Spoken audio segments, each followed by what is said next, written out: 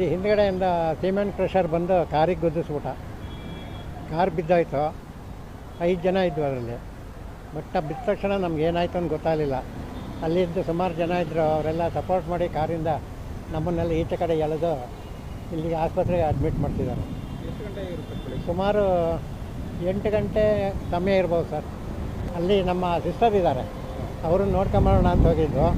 ಮತ್ತು ಅಲ್ಲಿಂದ ಚನ್ನರಾಯಪಟ್ಟಣದಲ್ಲಿ ನಮ್ಮ ಇನ್ನೊಬ್ಬರು ಸಿಸ್ಟರ್ದು ಶ್ರಾದ್ದ ಇತ್ತು, ಅದಕ್ಕೆ ಹೋಗೋಣ ಅಂದ್ಕೊಂಡು ಹೋಗ್ತಾಯಿದ್ರು. 5 ಜನ ಇತ್ತು, ಒಂದೇ ಕುಟುಂಬದವರು. ನಮ್ಮ ತಮ್ಮನ ಹೆಂಡತಿಗೆ ಅರುಣ ಅಂತ, ಅವ್ರಿಗೆ ಬ್ಯಾಕ್ ಸೈಡ್ ಫ್ರ್ಯಾಕ್ಚರ್ ಆಗಿದೆ. ನಮ್ಮ ಬ್ರದರ್ ಒಬ್ಬರಿಗೆ ಲೆಫ್ಟ್ ಸೈಡ್ ಫ್ರ್ಯಾಕ್ಚರ್ ಆಗಿದೆ. ನನ್ನ ತಮ್ಮನಿಗೆ ತಲೆಗೆ ಏಟಾಗಿ ಹೊಲಿಗೆ ಹಾಕಿದ್ದಾರೆ. ನನ್ನ ಮಗ ಅನಿಲ್ ಕುಮಾರ್ ಅಂತ.